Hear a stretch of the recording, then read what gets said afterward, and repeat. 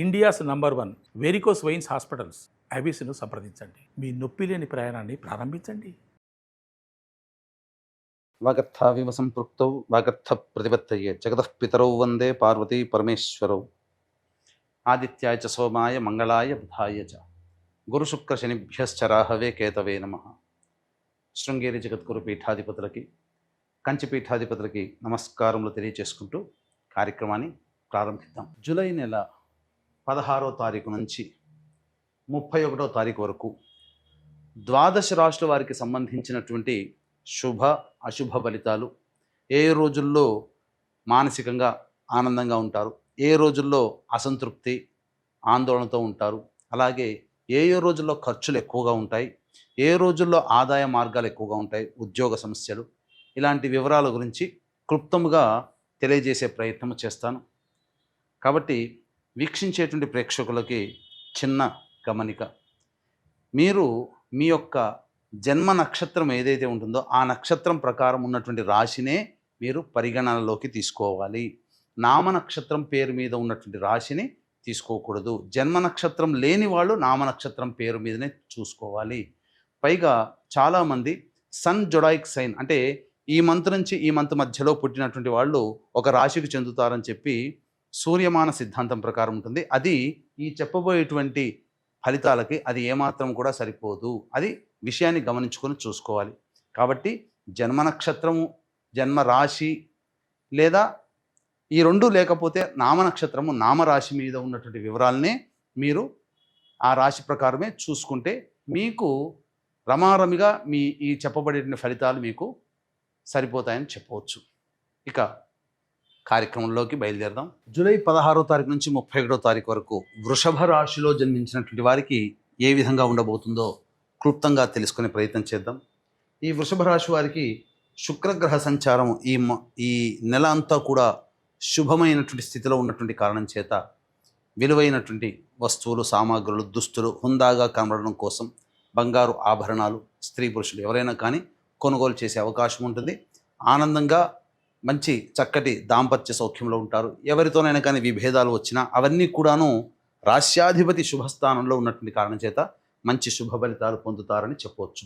గురుడు కూడా శుభస్థానంలోనే సంచరిస్తున్నటువంటి కారణం చేత చక్కగా అనుకున్నటువంటి పనులన్నీ కూడా పూర్తి చేసుకోగలుగుతారు. ముఖ్యంగా ధనపరమైనటువంటి సమస్యల్ని మీరు అధిగమించగలుగుతారని చెప్పవచ్చు. పెద్దల యొక్క ఆశీర్వచనం సంపూర్ణంగా ఉండడం, ప్రధానంగా 27వ తారీఖు తర్వాత అనుకున్నటువంటి పనులలో కదలిక, మంచి స్థితిగతులు ఈ మాసాంతంలో మీరు ఎక్స్పెక్ట్ చేయొచ్చు అని చెప్పవచ్చు. ఇక రవి సంచార ప్రభావం సంపూర్ణంగా అనుకూలంగా ఉన్నటువంటి కారణం చేత నిరుద్యోగస్తులకి చక్కటి ఉద్యోగ అవకాశాలు పెరుగుతాయి.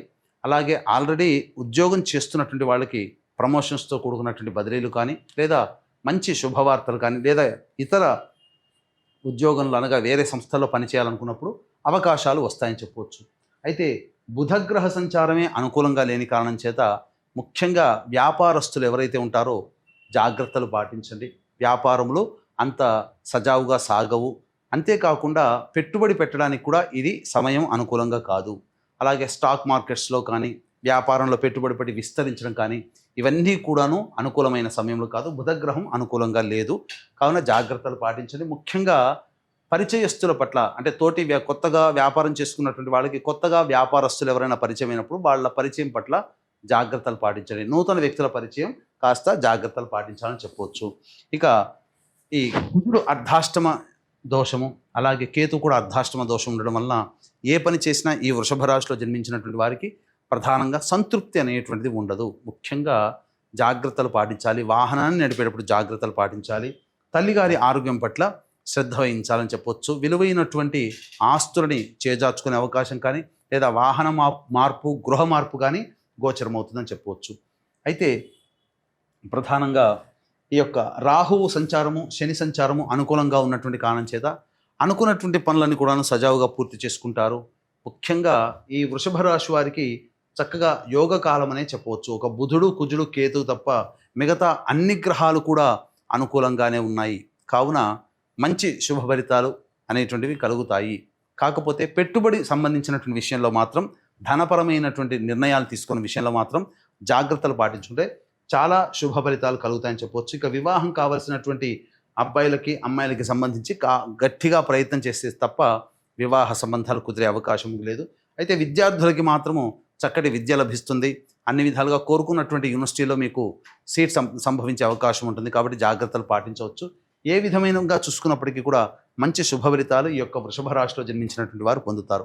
ఇక వృషభ రాశిలో జన్మించినటువంటి స్త్రీలకి ప్రధానంగా అన్ని విధాలుగా అనుకూలంగా ఉండేటువంటి సమయం అని చెప్పవచ్చు. కుటుంబ బాధ్యతలు పెరుగుతాయి. మీకు కోరుకున్న చోటనే, అనగా ఎక్కడైతే మీరు ఇప్పుడు ఉన్నారో కోల్పోయిన చోటనే మళ్ళీ తిరిగి గౌరవాన్ని పొందే అవకాశం మీకు ఉంటుంది. కాబట్టి చక్కగా మిమ్మల్ని అందరూ ఆదరిస్తారు. మీ మాటకి విలువ పెరుగుతుంది. కుటుంబంలో కూడా మిమ్మల్ని ఇప్పటివరకు చిన్న చూపుగా చూసినటువంటి కుటుంబ సభ్యులు మీకంటూ ఒక గుర్తింపునివ్వడం, మీ మాట వినడం, తద్వారా వారికి మీ మాట వినడం ద్వారా వారికి మంచి లాభం జరిగే అవకాశం ఉంటుంది. ఈ రాశిలో జన్మించినటువంటి అమ్మాయిలకి వివాహ సంబంధాల విషయంలో చాలా జాగ్రత్తలు పాటించాలి. ఇక ముఖ్యంగా సంతానం కోసం ఎదురు చూసేటువంటి వ్యక్తులకి మాత్రం శుభమైనటువంటి యోగం ఉంటుంది. కాకపోతే ఈ మంత్ ఎండింగ్లో ఈ 29, 30, 31 ఆల్రెడీ గర్భవతులైనటువంటి వాళ్ళు ఈ రాశిలో 29, 30, 31 తేదీల్లో జాగ్రత్తలు పాటించాలి. ఇక డాక్టర్ల సలహాలు తీసుకోక తప్పదు. విద్యార్థులకి మంచి శుభ ఫలితాలు విద్యార్థినులకి కలుగుతాయని చెప్పవచ్చు. తర్వాత చెప్పొచ్చేది ఏమిటంటే ముఖ్యంగా కుజకేతువు, బుధుడు తప్ప మిగతా అన్ని గ్రహాలు అనుకూలంగానే ఉన్నాయి.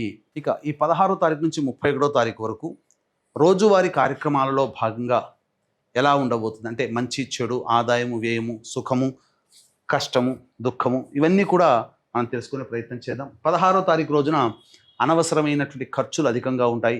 ఏ పని చేసినప్పటికీ కూడా కలిసి రాకపోవడం, మానసిక ప్రశాంతత అనేటువంటిది లేకపోవడం, తద్వారా ఒక జిగ్జాగ్ లాగా ఉంటుంది. అనవసరమైనటువంటి ప్రయాణాలు చేయాల్సినటువంటి పరిస్థితి. ఇక 17, 18వ తారీఖులో కనుక చూసుకున్నట్లయితే పెండింగ్లో ఉన్నటువంటి పనులన్నీ కూడా పూర్తి చేసుకుంటారు. అలాగే విందులు వినోదాల్లో కుటుంబ సభ్యులతో పాల్గొంటారని చెప్పవచ్చు. శుభమైనటువంటి యోగాలతో గలుపుతారు. ధన ప్రవాహం కూడా చాలా చక్కగా ఉంటుంది. బాధ్యతని కంప్లీట్ చేసుకున్నాం అనేటువంటి యొక్క సంతృప్తితో ఉంటారని చెప్పవచ్చు. ఇక 19, 20 ఈ తేదీలలో ధనపరమైనటువంటి విషయంలో జాగ్రత్తలు పాటించాలి. పెద్దలతో వాగ్వివాదాలు పనికిరాదు. కాస్త ఇంటి పెద్దలని మనస్సుని గాయపరుస్తారు. కాబట్టి జాగ్రత్తలు పాటించండి. అలాగే కుటుంబ సభ్యులతో కూడా మీరు చాలా లౌక్యంతో వ్యవహరించాలి. ధన ప్రవాహం ఉన్నప్పటికీ ఖర్చులు కూడా అంతే విధంగా ఎక్కువగా ఉంటాయని చెప్పవచ్చు. 21, 22వ తారీఖుల్లో నిరుద్యోగస్తులకి ఉద్యోగం లభించే అవకాశాలు, మంచి శుభవార్త వింటారు. ఉద్యోగ సంబంధంగా మంచి శుభవార్త వింటారని చెప్పవచ్చు. ఇతరుల యొక్క సహాయ సహకారాలతో మీ పనులన్నీ కూడాను పూర్తి చేసుకుంటారు. రాని బాకీలు వసూలు అవుతాయి. అన్ని విధాలుగా ఆనందదాయకంగా ఉంటుందని చెప్పవచ్చు. ఇక వీక్షించేటువంటి ప్రేక్షకులు కూడా ఈ మాసం ఆషాఢ మాసం గురువారం పునరుసు నక్షత్రముతో కూడుకున్నటువంటి 24వ తారీఖు రోజున, అటువంటి రోజున కాశీక్షేత్రంలో మన పీఠమాధుర్యంలో తండ్రి వైపు 3 తరాలు, తల్లి వైపు 3 తరాల్లో మరణించిన వారి ఆత్మతృప్తి కోసం అక్కడ పిండ ప్రదాన కార్యక్రమం బ్రాహ్మణుని పెట్టి చేయించడం జరుగుతుంది. అవకాశం ఉన్న వాళ్ళు ఈ పిండ ప్రదాన కార్యక్రమంలో మీరు నమోదు చేసుకోవచ్చు. ఎందుకంటే ఎక్కడ పెట్టినప్పటికీ కాశీక్షేత్రంలో పెట్టిన పిండ ప్రదానమే విశేషమైనటువంటి శుభభరితం.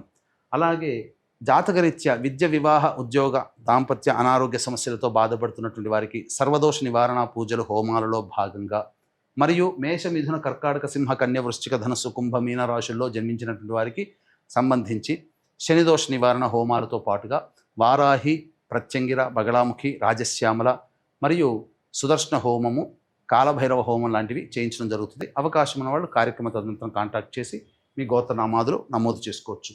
ఇక 23, 24, 25 తేదీల్లో వాహనాన్ని నడిపేటప్పుడు జాగ్రత్తలు పాటించాలి.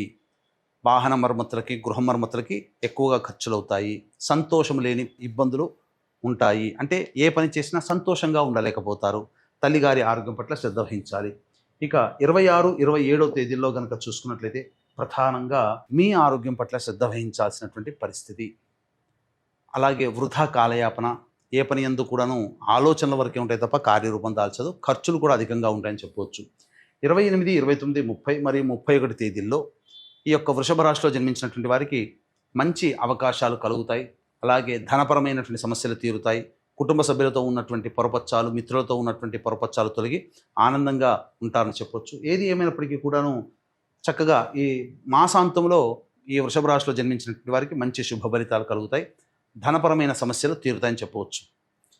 ఇక ఈ వృషభ రాశిలో జన్మించినటువంటి వారు సమస్యల పరిష్కారం కోసం ప్రతిరోజు కూడాను రావి చెట్టు చుట్టూ వీలైతే నారాయణాయ నమః అంటూ 27 ప్రదక్షిణలు చేసి ఆ రావి చెట్టు దగ్గర ఆవు నేతితో దీపారాధన చేసి వెనక్కి తిరిగి చూడకుండా ఇంటికి వచ్చేయండి. ఈ విధంగా చేస్తే చాలా మటుకు సమస్యలు ప్రశాంతంగా తగ్గుతాయి. ఇప్పుడు చెప్పినటువంటి సమస్యల కంటే ఇంకా విభిన్నంగా మీరు సమస్యలు ఎదుర్కొంటున్నట్లయితే దగ్గరలోని మంచి ఉపాసనా పరులైనటువంటి జ్యోతిష్యులను సంప్రదించి వారి సలహాలు సూచనలు పాటిస్తే మరింత శుభమైనటువంటి ఫలితాలు పొందుతారని తెలియజేస్తూ, అవకాశం ఉంటే ఆషాఢ అమావాస్య రోజున మా ఆధ్వర్యంలో జరిగే పిండ ప్రదానము మరియు సర్వదోష నివారణ పూజల హోమాల్లో గోతనామాలు నమోదు చేసుకునే ప్రయత్నం చేయండి. సర్వం శ్రీ ఉమామహేశ్వర పరబ్రహ్మార్పణమస్తు.